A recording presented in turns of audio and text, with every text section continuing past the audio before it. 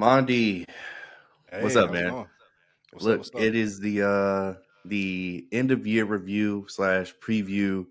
As you stated in the last pod, this is your favorite pod of the year where we get to discuss every little thing. This is gonna be another monster pod. So It I is don't every know. fucking pod. It It's a means nothing. monster It doesn't pod. mean it doesn't mean anything anymore. We got a monster Hey, pod, guys. hey guys, before we begin, remember to like the fucking video. I'm sick of having to remind you. Like the video, comment down below. And thank you to whoever commented on the last video. I haven't gotten to check who did it yet.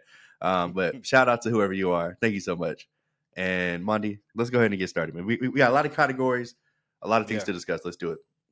All right. 2023 wrap up pod. Let's go. All right. So first two are the biggest two, in my opinion. The top 15 shows of the year and the top 15 movies of the year. So we'll start with the shows. You Okay. can we can snake it, or you can always go first. It doesn't matter to me. Yeah. Give me your top 20, your top 15 shows of 2023, Okay. or 10. I So think I said 10 to 15. I believe. I'm sorry. sure. So I have 8. Sorry. I Oh, wrote everything down and my handwriting is a little sloppy. okay. And guys, just like always, these may not necessarily be the best to you. These are the shows that I had the most enjoyment watching. These are the shows that I felt were well produced enough, were crafted enough, and that left a lasting impact on me. Me. Okay, great. And I also notated in my notes here that I only rated 3 shows A's for the year, and I have 8 picks, and there's still a worst show list. So let's get started. Number 8, I have The Idol, starring Lily Rose Depp and The Weeknd. I know that this is not a lot of people's favorite show, and to be completely honest, once I watched it once, I wasn't all the way loving it. Now, don't get me wrong, I am a huge fan of The Weeknd, so that did make me enjoy the show a little more. And I thought that the character he played in Tetros was actually a really funny, like hilarious Un- character for him to play. unhinged. Oh yeah, like this nigga was absolutely nuts. But like I think that's great. Like it made for like entertaining TV. Um, but the thing that actually pushed it over the edge for me and made it into the best TV shows of the year for me was the album that he released with it. Still to this day, I still listen to a lot of songs on that album from The Idol. So Cause yeah. I'm a freak, yeah. Shout out to Lily Rose Depp. Number 7, I have My Hero Academia season 6. Came out earlier this year. I mean, Monty stated numerous times about how he absolutely loves this season, and I mean, obviously, I do too. As it's on my list, but man, My Hero's just ramping it up, man. This was like their big war arc, and it was absolutely amazing. Like seeing Deku just not. I mean, I don't want to say master because he hasn't mastered anything, but seeing Deku go through this journey of getting all these abilities and learning about the secrets for One for All, and seeing Shigaraki, like this nigga was just a dog throughout the entire season. So amazing. Number 6, I have The Last of Us. So I've been on record saying that I didn't love the casting of Pedro Pascal as Joel, or wow, what's her name? Ella Ramsey. Bella Ramsey as Ellie. Um, and I still think that they got that part wrong. That's just my opinion. That's after watching the full season.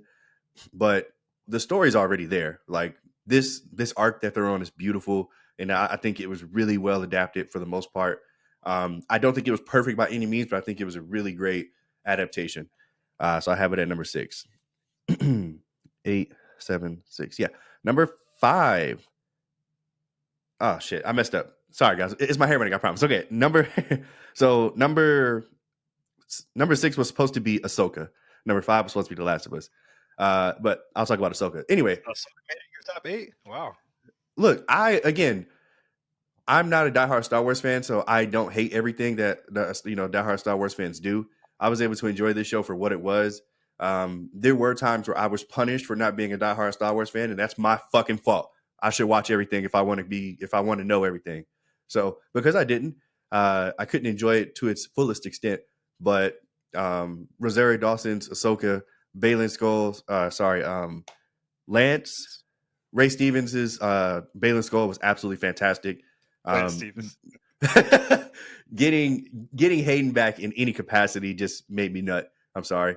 And that flash of him walking from going to Hayden to Vader, that shit is iconic, like iconic.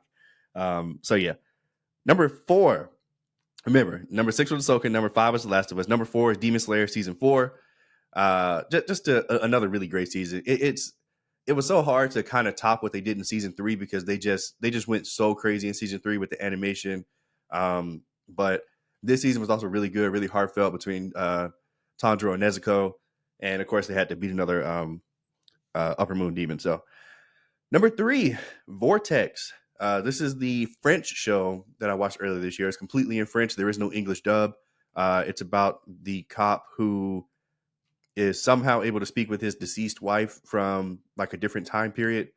It actually ended really well. And this is one of those shows that like has to stick the landing, or like the show is just fucking bullshit. And I thought it really did. And all these are A's, right? From 3 on up, 3 to 1. Yes. They're all A's. Okay, cool. Yes. So yeah, I gave Vortex an A this year. Number 2, Attack on fucking Titan, bitch. Motherfucking Attack on Titan, the final season, part 5. I don't give a fuck, whatever we're gonna call it. That shit was absolutely fan. I mean, mwah. Shout out to Attack on Titan, man, for just being consistently amazing. Like there's no other word for it. I mean, I've said multiple times on the pod that you know, as it was going, I think that this is going to be the greatest anime of all time. And I mean, unless One Piece does something crazy, which they can do, it will be Attack on Titan, man. It's just absolutely fantastic. But it was not the best show I watched this year. The best show I watched this year was Vinland Saga Season 2, the anime.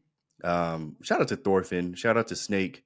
And just everybody involved, man. Just a wonderful, wonderful journey for Thorfinn from Season 1, where it's just nothing but all-out war, to go to a fucking farm, but to make it so interesting, to have one fight and then one large scale battle when this is like a battle anime, quote unquote.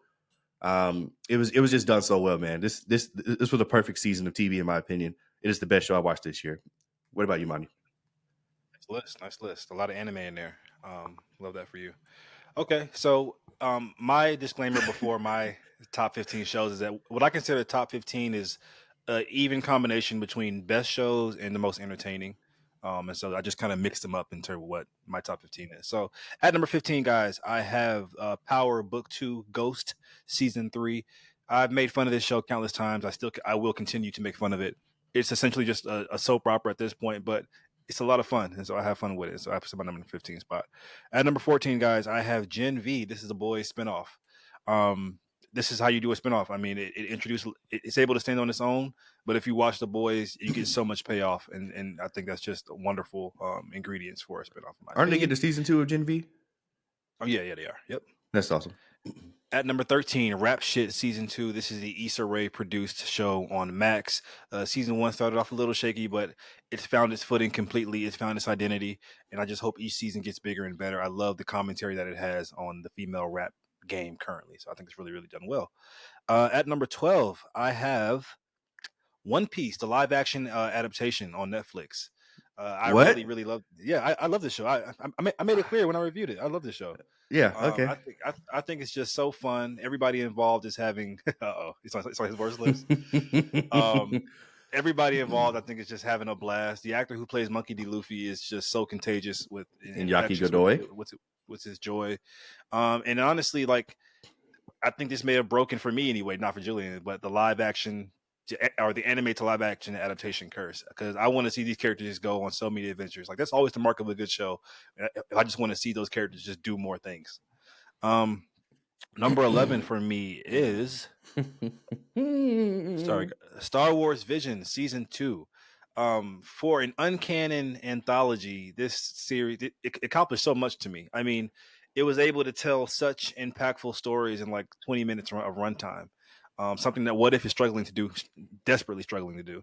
And I just think like not every episode hits, obviously, but the ones that do hit, man, they were like the Sky Dancer or the episode like Screecher's Reach. Like I was just blown away, honestly, and so I had to put it in my list.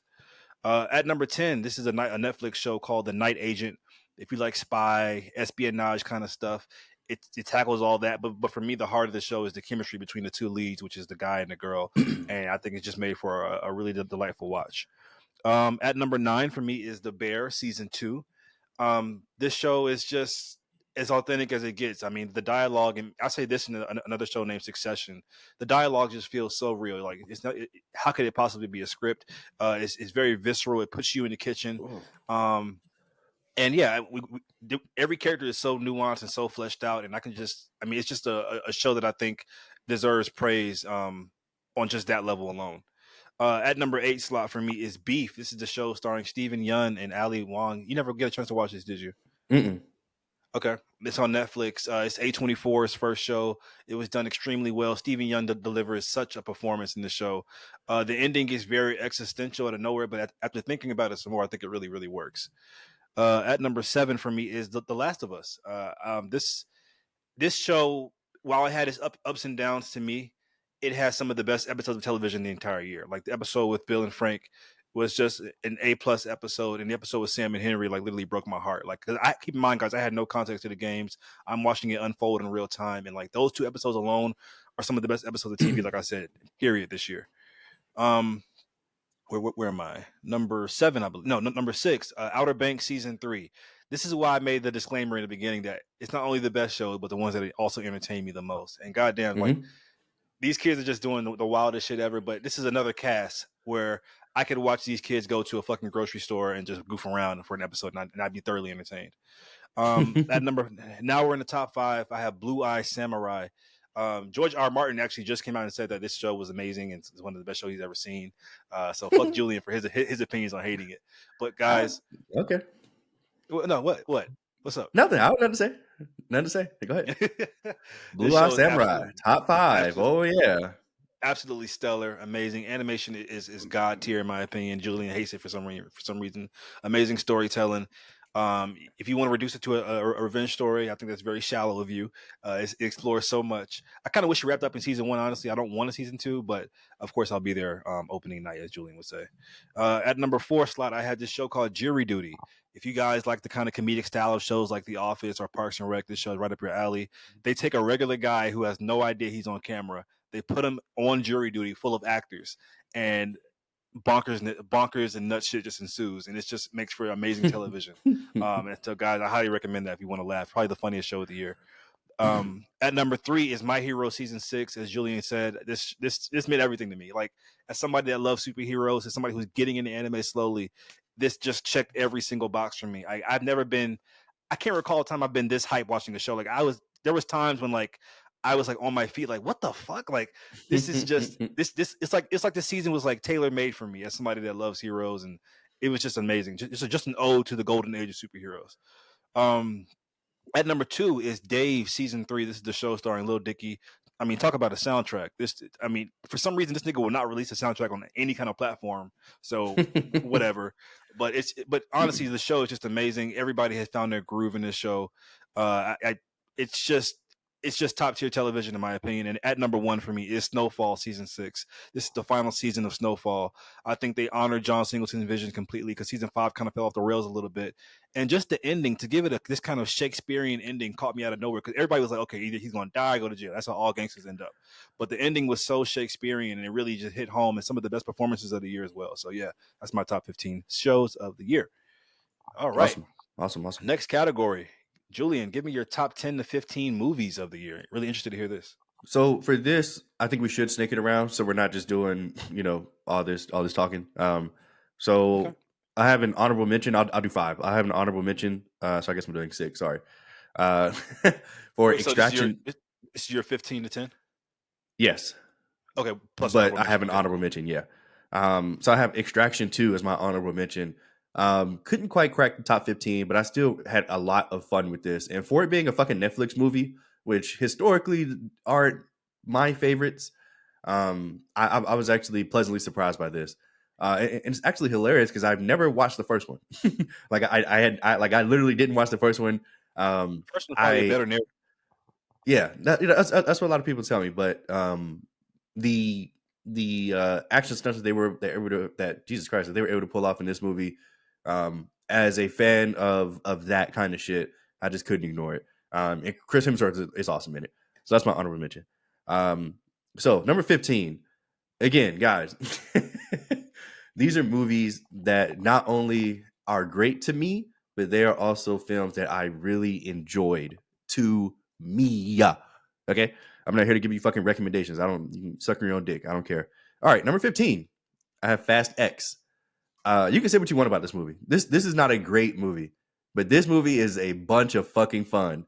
Like I think like this movie is it's so ridiculous that like we're in on the joke now, and it's just fun to me. Like I have so much fun with these dumbass movies. When Dom's son is jumping out that fucking car, like, it's one of the best scenes in the movie. Like I don't care. Mistake. You didn't pick my car. I wanted to throw up in the movie theater. Yeah, I had so much fun. I was in there cheesing. Like I was just like, this is the definition of fucking fun. Number 14, I have Oppenheimer. It's actually kind of crazy, like the hype that the internet was able to swell up for this and Barbie. To have like the Barbenheimer event. I really enjoyed this long ass fucking movie. I don't think that it is as good as like movie critics think, but that's totally fine. Oh yeah, I ended up giving everything on this list a B or above, and the top 5 are all A's. So number 14, I have Oppenheimer. Number 13, another surprise. I have Meg 2. Now, say what you want about if this was a good movie or not, because it's not. But if you're going in to have some fun, check. If you're going in to watch Jason Statham literally kill a megalodon with his bare fucking hands, check, bitch. Like,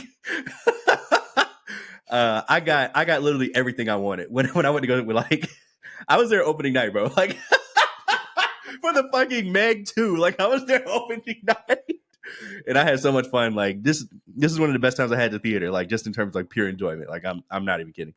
Number 12 is TMNT Mutant Mayhem. Again, if it was animated differently, or maybe if it was live action, I would have loved it a little bit more. This animation style, I just don't love it. That's just my opinion. But this is still a really fun movie. The Turtles obviously had a lot of chemistry together. Jackie Chan voiced Master Splinter, and then the end reveal of the Shredder bitch. I'll be there opening fucking night for TMNT 2, even though they don't fucking care. All they want is the toys. And shout out to Ice Cube for being Superfly. Like, his voice coming out that big ass bug was just hilarious. And number 11 is Wonka, the movie that Mondi hated. I didn't hate it. Nigga went to go see it. Was like, what the fuck is this? So I did not. On the other hand, I really enjoyed this, man. I thought Timothy Chalamet gave a wonderful performance as Willy Wonka. He was just as nuts and exuberant as I thought Willy Wonka would be, and I really enjoyed all the songs. I enjoyed the characters. I loved the musical aspect of it, and yeah, this is one of my favorite movies of the year. At number 11, Mondi, give me your 15 to 10, please, or whatever you want to do. 15 to 11. Sure. Wonka over Oppenheimer. So I have 2 honorable mentions. I know, I'm kidding. I have 2 honorable mentions as well. Mine is Theater Camp, which is a movie that was released about these drama kids who go to this camp in the summertime, and it was just so fucking funny. And I recommend it for theater kids or people who have experienced that life. I think you guys will find a lot of fun with that. And number 2 is Beyonce. I didn't put it in my list because even though it's an A to me, it's not really a plot structured movie. It's like more like a documentary. But I got to mention it. Beyonce, the Renaissance film, was absolutely stellar and amazing.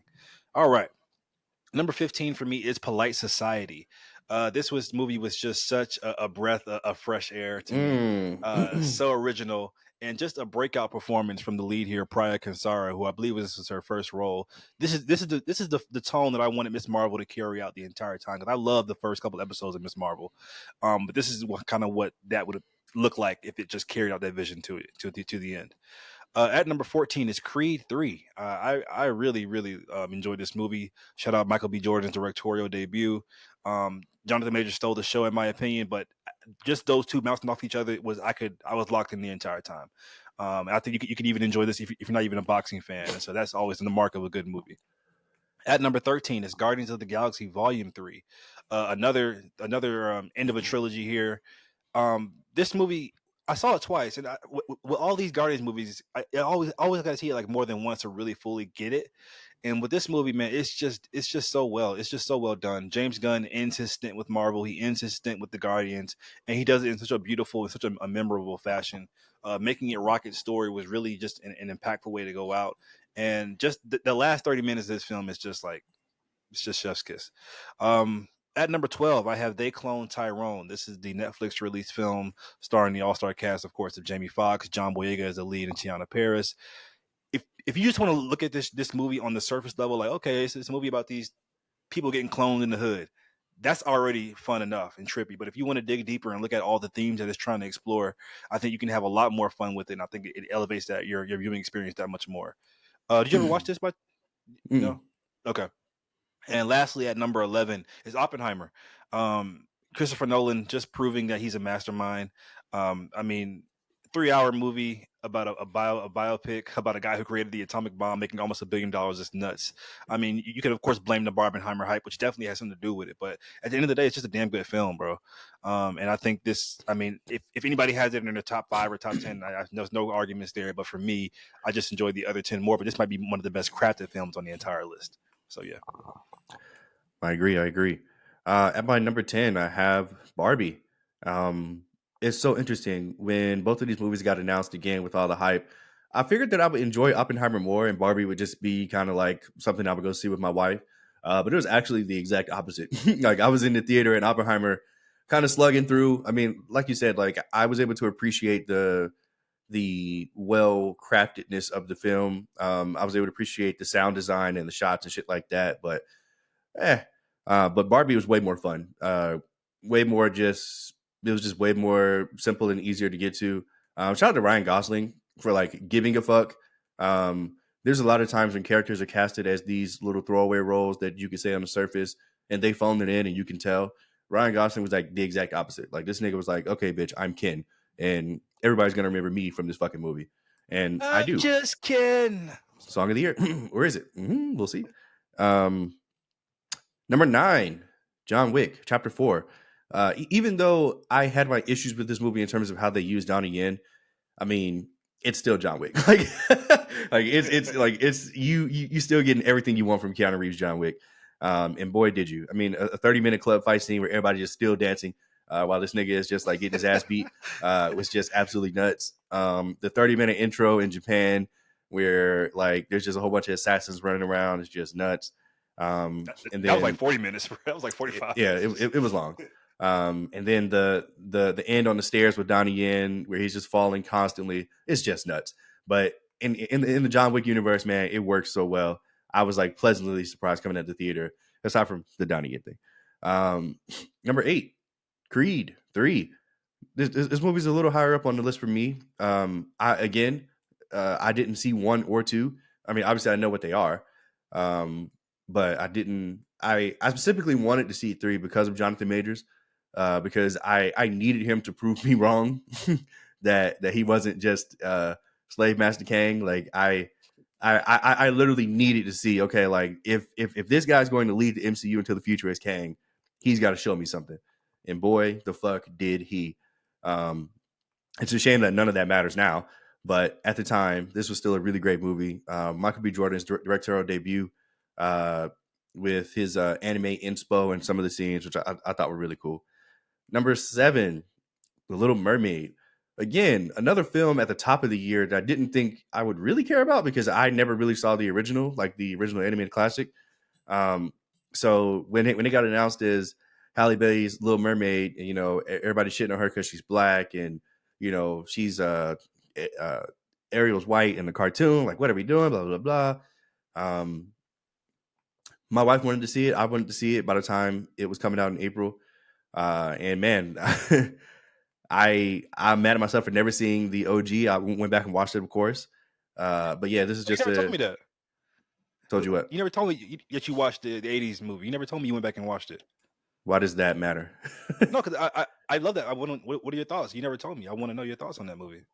Oh, I mean, it was cool, but because I didn't see it when I was young, and because I saw the live action first, I didn't love it, Okay, but like but it was still, okay, cool. It was cool. okay. Um, but yeah, like Halle Bailey, man, she probably had the song of the year. I don't know. We'll see. With her rendition of "Part of Your World," literally, man, I was in the theater in my seat, just stuck, like tears rolling down my face. Like, holy shit, this is a star. Like, this is how you do fucking movies. This is the magic that Disney is missing from a lot of their films. And number six, Guardians of the Galaxy Volume 3. Man, being such a huge fan of the first one, being such a huge not fan of the second one, I was super worried about this, man. I was super worried about this. I wasn't feeling the trailers. I thought that they were just trying to kill Rocket off, and it wouldn't be any type of it wouldn't really mean anything. Like, they were just ready to move on from this and get another ragtag team of Guardians together. But boy, was I wrong. And I love when I'm wrong. Like, that makes the movie that much better. Um, I don't say things to be right or to be first, or I don't give a fuck about that. So when this movie came out and they told a beautiful story for Rocket, um, and the High Evolutionary was just like such a fucking scumbag in the movie, which I thought really added to the film.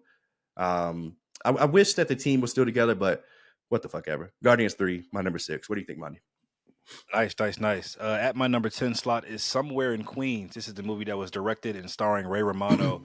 I just love the idea of a man in his 60s having a coming of age story, which kind of goes to show that you could be any age, man, and you're still so much to learn in life. Your coming of age story doesn't end when you're out of college. You always learn shit. I'm learning shit today, so I just love how the movie captured that. At number 9, I have TMNT, Mutant Mayhem. This is the first animated entry for me on the list. This movie, unlike you, I love the art style. I love how asymmetrical and wonky it is, and I love how they had these kids to voice these turtles for the first time I've seen in my lifetime, anyway. Where actual kids are voicing the turtles. It really brought that youthfulness to the turtles and that authenticity. It's just such a fun movie, man. It was just great. At number 7, no, at number 8, John Wick 4. For all the reasons that you listed, I mean, every time they announce another John Wick movie, I'm talking about even starting back from part one, I was like, why are they doing this? Like, we don't need another one. And they prove me wrong time and time again. It's literally one of the only franchises that literally gets bigger and better with every installment. And so at this point, they announced John Wick 5, which I want to say I don't want it, but it's You'll be probably there gonna be opening fucking night. amazing. Yeah. It's gonna be godly, probably. So Yeah. this movie just, and also I think this has the best stunt worker in action in Western Hollywood right now. Yeah. Um, at number 7, I have Super Mario Brothers, the movie. This was it. I feel bad because like it's damn near perfect. Like, what could they have done differently? But the other movies I just impacted me a little bit more. But just from the overall movie, this was perfect. I mean, as a Super Mario Brothers fan growing up, this had so many Easter eggs, but the Easter eggs weren't just there to just like, okay, that's it. Like, there's actually a good story here. Mhm. Just seeing our characters that we love growing up on interact with each other, like it was just done so well. And honestly, I would never thought in a million years that Illumination is the Super Mario Brothers movie would be my top 10 of the year. Yep. And at number 6, lastly, is Past Lives. This is the movie, I believe it's A24. Just an amazing premise and the most authentic display of love that I've seen in the movies in a long, long time. And sometimes it doesn't work out. It's not meant to be, but you can still love somebody. And I sat in my seat towards the end of this movie with eyes watering, and it was just such a heartful, such a heartful. What's the word I'm trying to say? Just It was the way impactful. that it was impactful, and just the way that things played out was just so natural. And sometimes I felt like I wasn't even watching the movie. I'm just watching these actual two people's lives. It's slow. So I mean, don't go into it thinking you're gonna see, just boom, boom, boom. But I think if you stick it through, man, I think you're gonna be left feeling very melodramatic at the end of it. So yeah, Past Lives for me. Awesome. Awesome. Awesome. So my top 5 guys, just a reminder, these are all A's. These are the only A's I gave this year for film. Um, these are the films that I enjoyed the absolute most. When I walked out of the theater, I was like, holy shit. And to that end, number 5 is House Party. I know that a lot of people let me finish. I know that a lot of people are going to be like, what? This was one of this. No, yeah, this was one of the best times I had at the theater this year. Talk about a pleasant surprise. Like, just being in the theater, like there's no way that this movie, like there's no way that like I actually like this. Like, there's no way. But I fucking did. I cracked up at everything. I loved the corny LeBron jokes. It was hilarious. That nigga shot that three, call the cops. Draws. That shit was funny as fuck to me. My nigga Zach was in there. Man, hey, man, I'm trying to get the bitches. I don't care what nobody says. That shit was hilarious. Absolutely love House Party. Number 4, Bittersweet, Scream 6. This revitalization of Scream that they started with Scream 5, with the rebuquels and all the legacy characters. They carried it on here in Scream 6, another absolutely amazing, well done film. These films are always kind of like a whodunit mixed with like satire, which nobody does it better than Scream, man. Like it's just they just do it so well. It sucks that we're not getting part 7, because I really would have loved to see what they're going to do with Melissa Barrera's character, and I don't know if Jenna Ortega would do it. I mean, obviously they're not, but whatever. Anyway, number 3, The Last Voyage of the Demeter. Bro, I absolutely fucking loved this movie, man. I love this fucking movie, man. I love that. Yeah. Nigga Helsing is on the fucking way, bitch. Shout out to Corey Hawkins, man. But look, man, like even though Corey Hawkins was the lead, the star of this was fucking Dracula. Like I loved the design. I love that they went for it with Dracula. They had this nigga killing everybody, including the kids. Nigga, wasn't nobody safe. I thought it told a beautiful story. I thought it had lore. like wait a minute, like we're doing lore in this random vampire movie that's coming out in like October, like on a fucking Thursday randomly. Like okay, when 2023 started, I didn't even realize that this was like a movie. But I'm so glad that I went to see it. This literally is one of the best movies, especially horror or just films that I've seen in a while, man. It was great. And number 2, I have Godzilla -1. Another movie that at the start of the year I had no idea existed. But holy fuck. Going into this movie thinking that it was just going to be some generic Godzilla bullshit, with, no meaningful human element and just Godzilla fucking shit up. Part of that was true, but the other part I was dead wrong because the human element here is just so well done. And Godzilla is just diminished for no reason. Like, I don't know what they did to this nigga to make him so mad. But yeah, whatever they did, they fucking did it, according to him. And the atomic breath design in this is the best I've ever seen live action ever. And I'm including, yes, I'm including the 2014's Godzilla Monsterverse. Like, it is just crazy. Please, guys, if you don't take away anything from this, go see Godzilla -1. It is great. It's still in theaters, I believe. That's how good it is. It was supposed to be in theaters for like a week and a half or something, but it's been extended because people keep wanting to see it. And number 1, shouldn't be surprising anybody, Super Mario Brothers. I absolutely love this fucking film, bro. Like you say this film is damn near perfect. This shit's perfect to me. Again, like when this got announced and I started seeing trailers and promo, I was like, this is gonna be ass. I'm gonna be the opening night. This is gonna be ass. And oh my gosh, I was so wrong. This is just nothing but just fan service essentially, but it's done so well to, like you said, like it's not just in your face fan service, but just like seeing like the level designs and like the GameCube shit, even like the Super Mario Brothers rap, like that shit was just like, I was just like, let's go, what they got it in here, the superstar stuff. And maybe the song of the year, peaches, peaches, peaches, peaches, peaches. So we'll see, man, we'll see. But Super Mario Brothers is still my number 1. It was my number 1 in my 6-month review. It is still my number 1. It's the best movie I saw this year. Watch the live action Mario Brothers. Of course I have. That. Okay. Yeah. That garbage piece of shit. Yeah. That's like a fever dream to me. But anyway. At number 5, I have Guy Ritchie's The Covenant. This is a movie. It's like kind of a war film about the soldier and an Iraqi interpreter. And just I was on the edge of my seat the entire time. And it's just done so well. And like they have this bond. It feels so brotherly. And it's just damn near a perfect movie for me as well. All 5 of these movies are obviously A's. But even some movies were A's in my 6 to 10, honestly. At number 4, I have Godzilla -1. I'm not going to go into it. You guys go watch it. Everything Julian just said, come on, it felt like old Hollywood again. It felt like I was watching like a Jurassic Park in the theaters for the first time or something like that. Yep. At number 3 is a movie that came in at the fucking buzzer. I watched this movie last night. American Fiction. Um, Mm. whew, whew, this right here, bro. This was damn near perfect as well.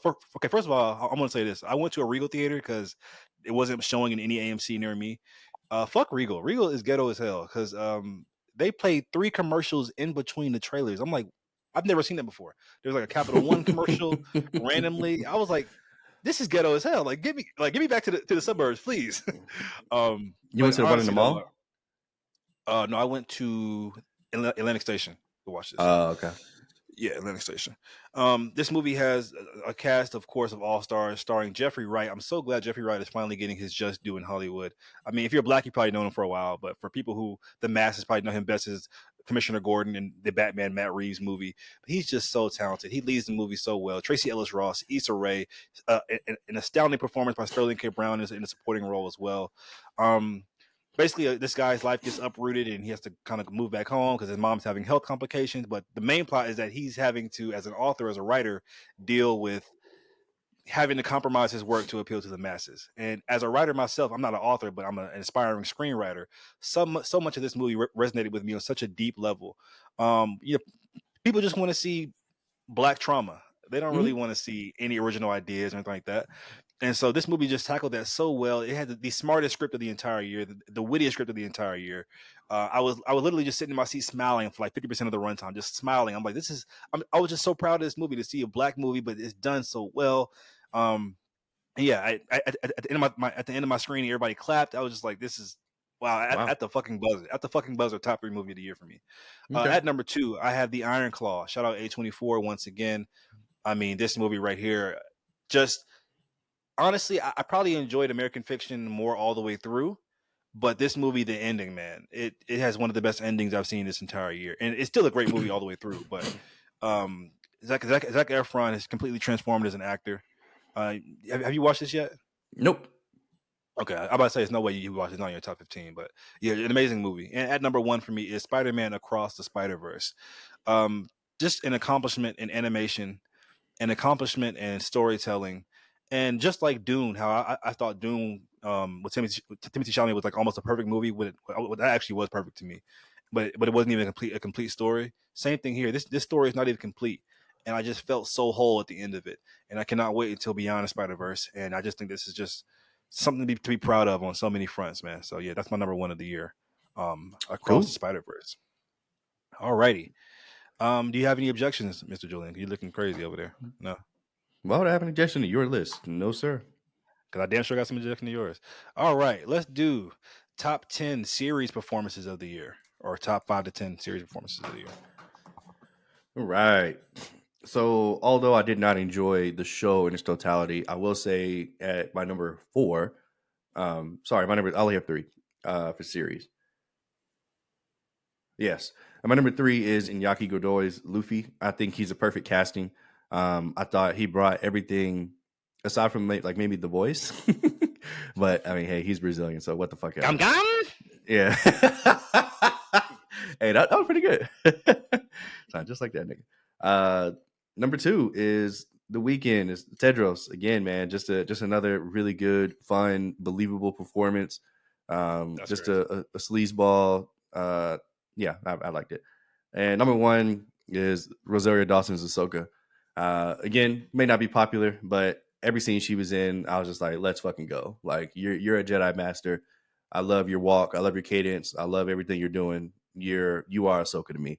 But again, guys, I'm not a hardcore. I never watched Clone Wars or whatever that bullshit is. So debate with your mom. Monty, what about you? What are your series performances? All right. At number 10, I have James Marsden playing himself in the show Jury Duty. So, like I said earlier, this guy goes in to have jury duty, and James Marsden, Cyclops from the X Men movies, is literally just playing as himself, who happens to be on the same jury duty as everybody else. And he just does such a good job of playing himself up. It's like a crazy kind of way. At number 9 is Jonathan Majors as Victor Timely in Loki season 2. I mean, Loki season 2 for me kind of dragged in the beginning. And as soon as Majors came on the screen, it had just an instant impact. I was like, okay, I'm on board. And that just speaks to the presence that Majors brings to any one of his projects. Well, not anymore for Kang, but yeah. At number 8, I have Lil Dicky as Dave in Dave season 3. He's totally mastered the role at this point, and he knows his comedy, and it just totally works. At number 7, I have Jarrell Jerome as Cootie in the show I'm a Virgo. This is the Boots Riley show that came out. I was honestly disappointed in the show because I love Sorry to Bother You, but Jarrell Jerome always proving that he's just a powerhouse actor. At number 6, I have Ben Kingsley Adair as Gravik from Secret Invasion. This guy was able to stand out amongst acting titans like Samuel L. Jackson, Ben Mendelsohn, Amelia Clark, Olivia Colman, and I think he's one of the best villains in phases 4 or 5 of the MCU, and that just speaks to his presence as well. At number 5, I have Steven Yeun as Danny from the show Beef. Like I said, I think this might be Steven Yeun's best performance. I still haven't seen this movie called Minari that everybody says he's great in, but this was just the scene in the church to me was what just did it for me. Like that was just amazing. At number 4, I have Lamar Johnson, who plays Henry in The Last of Us. Like I said, the episode with Sam and Henry, man, like it broke me. And that last scene, when if you watch the show, you know what he does to himself. It just the look in his eyes of just confusion, fear, sadness. It was just stellar. At number 3, I have Aaron Paul in the episode of Black Mirror called Black Mirror season 6. They're called Beyond the Sea. Aaron Paul, for those who don't know, of course, is Jesse Pinkman from Breaking Bad. Just an amazing performance there. It'll break your heart as well. At number 2, 2 and 1 are both from the same show, are both from Snowfall. At number 2, I have Amin Joseph, who plays Uncle Jerome in Snowfall season 6. You could switch 2 and 1 back and forth, but at number 1, I have to give it to the actual lead of the show, Damson Idris, who plays Franklin Saint. Like I said, the Shakespearean transformation from where we see Franklin start out in season 1 to where he ends up in season 6 is just a complete masterclass in acting. All right, Julian, give me your 5 to 10 best movie performances of the year. All right. Let's see here. Movie performances. All right. At number 7, I do have Halle Bailey's Ariel in The Little Mermaid. Again, guys, I never saw the original. So when the first 30 minutes is her singing and being blissful and wandering through the sea, and then the middle part is literally no dialogue from the main, it was a little weird for me. And then, the scene where she gets it. It's kind of crazy. I can sing. Shout out to Halle Bailey. At number 6, I have Keanu Reeves, John Wick Chapter 4. Let's talk about a guy who just knows his fucking character. Yeah. I fucking gun. I fucking love Keanu Reeves. It's so funny that he has like 2 major characters, like in Neo and now John Wick. Number 5, I have Timothée Chalamet from Wonka. Again, I thought he was absolutely fantastic in Wonka. Number 4, I have Jonathan Majors from Creed 3. I will not say that he ate him up, as you love to say, but he definitely added something to the movie. The movie was meant to make him shine, and I think Michael B. Jordan did a great job doing so. Number 3 is Corey Hawkins from The Last Voyage of the Demeter. Nigga Helsing is on the fucking way, bitch, and y'all better wake the fuck up. And I can't wait for it. Real quick, do you remember like the ending scene where Dracula's like in the bar and then Corey Hawkins walks in, acts like he's just gonna like kill this nigga? That shit was so fucking bossed up to me. I was just like, what are you actually about to do? Like, oh man, that's so funny. And number 2, I'm just Ken. My nigga Ryan Gosling as Ken from Barbie. What a fucking performance. Does he have Song of the Year? Maybe. We'll find the fuck out. And number 1, I had to look up the actor's name from Godzilla Minus One, who played Koichi. His name is Kamiki Ryunosuke. Fantastic performance, man. Fantastic performance with his voice and everything he was able to do. Those are my top 7 movie performances, Monty. What about you? Nice. Here are my top 10. I have an honorable mention, Jeffrey Wright, who I just mentioned in American Fiction. At number 10, I have Halle Bailey in The Little Mermaid. I've been watching this show called Grownish for a long time. She was in that show. I just did not see the star quality at all in her. I just didn't see it. And she came out and just absolutely commanded the movie, from the voice, from the physicality to everything in the movie. She was just an absolute star. And even seeing her in Color Purple like a week ago, it's like she, even though her role was very minor in that, I just saw star quality again. Like she is a star. At number 9, I have John Boyega and They Clone Tyrone. When you watch the movie, you get to see that he plays a lot of different variations of himself, and he nails them. At number 8, I have Praya Kansara and Polite Society. What are you doing? Like you were sucking a dick or something. You were just in the corner, like. Anyway, I have Praya Kansara from Polite Society. Like I said, acting debut and just absolutely stole the show, in a lead role at that. At number 7, I have Florence Pugh in this movie called A Good Person. Oh Florence Pugh, I Jesus, think, is one of the best working actresses today, she's not. and she was just absolutely stellar in this movie. At Oh number 6, man. I have this actor named Dar Salim, who played in Guy Ritchie's The Covenant. He plays opposite of or alongside Jake Gyllenhaal, and even amongst the actor, like he has that quiet kind of presence to him. Like he doesn't say much in the movie, but he does so much with just his face, his expressions, and his demeanor. Um, at number 5, I have Leonardo DiCaprio in Flowers of the Killer Moon. This is the Martin Scorsese movie. DiCaprio, I mean, at this point, like he has the LeBron effect. He's just so great that we don't even appreciate it anymore. But Right. it's DiCaprio doing DiCaprio things. At number 4, I have this actress named Ana Castillo in the Spanish movie Nowhere on Netflix. What she has to go through and how she's able to display her range of emotions, and it's just brilliant acting. And it even transcended the language barrier because it's in total subtitles, kind of like how your number 1 is. At number 3, I have Tiana Taylor in 1001. I did not know Tiana Taylor was this good of an actress. I mean, I love her music, obviously, but even though she is kind of playing on brand and kind of what you would expect the Tiana Taylor role to be, it's just amazing. And it reminded me of so many similarities of my own mother and how she acted as well. At times, and maybe that's why it kind of like resonated with me. But it was just done to a point where it was just so authentic, and I was just like, wow, this needs to be seen. At number 2, I have Jonathan Majors Creed 3. I mean, like you said, maybe the movie was designed to make him shine, but boy, did he ever. Even though I like him and Michael B. Jordan together in scenes, every scene he was in, I just couldn't help but think, like, Michael B. Jordan, you are getting devoured now in the acting department. And he actually stole the show. At number 1 for me is Zac Efron in The Iron Claw as Kevin Van Erich. I mean, I mentioned it in the other pod. I will no longer ever look at this man as a Disney actor. He is just an actor, and what he's able to do in this movie, man, is just. I think he deserves the Oscar. I really do. Um, and yeah. Next category, guys, we will go to voice acting. This is a category I know Julian is probably more well versed in than I am, but I actually made this category just because I really just want to hear your opinions. But give me your top 5 to 10 voice acting awards of the year. All right. So at number 6, I have Tara Strong as Miss Minutes in Loki season 2. Tara Strong's just such a fucking OG. The fact that she can like disguise her voice for me when like I take pride in being able to pick out voices because that's just something that I enjoy doing. I had no fucking idea it was Tara Strong in season 1. I had to look it up, or I think she posted it, and I was like, "There's no way that that's you." And then in season 2, when she got more to do and more to say, I need a body so I can fuck you. So shout out to Tara Strong. At number 5, I have Bradley Cooper's Rocket Man, masterful performance from Guardians of the Galaxy Volume 3. I thought the voice work that he was able to do with him and the little ferret, I can't remember her name, who was played by Tatiana Maslany, I think. Was it Sky? Was her name That Sky? doesn't sound right. Maybe it is. I honestly I don't remember. But No, yeah, just really it was Lila. Lila. Yeah. like my baby Lala Walla. Number 4, couldn't ignore it. Robert Pattinson from The Boy and the Heron. Such like a weird choice to have such a, because I mean he was in the movie. I felt like more than any other actor listed here aside from The Boy. Well, it's called The Boy and the Heron. So yeah. Anyway, I'm like, what?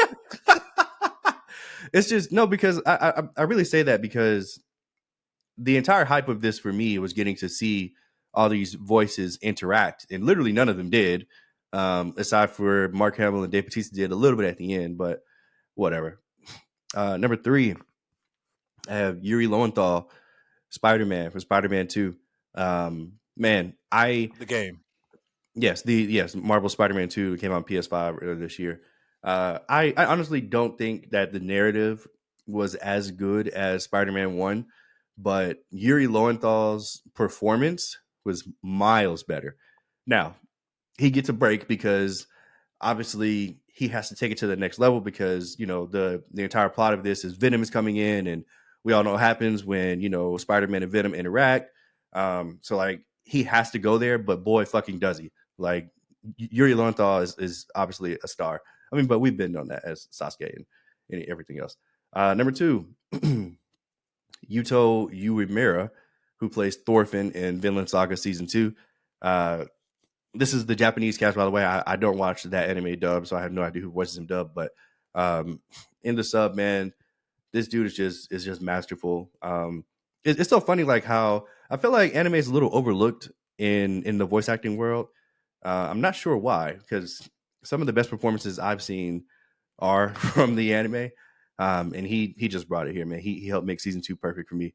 But number one, it's hard to beat Kratos or Christopher Judge as Kratos, and it's so crazy because T.C. Carson, who voiced Kratos in the original games, I thought that his voice is iconic. Like I was just like, why are we replacing him?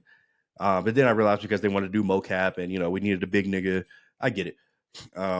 But to think that Christopher Judge is low key better, which is crazy. Like I wouldn't ever want to go back to TC Carson, which is when God of War came out in 2018, I literally didn't think that was possible.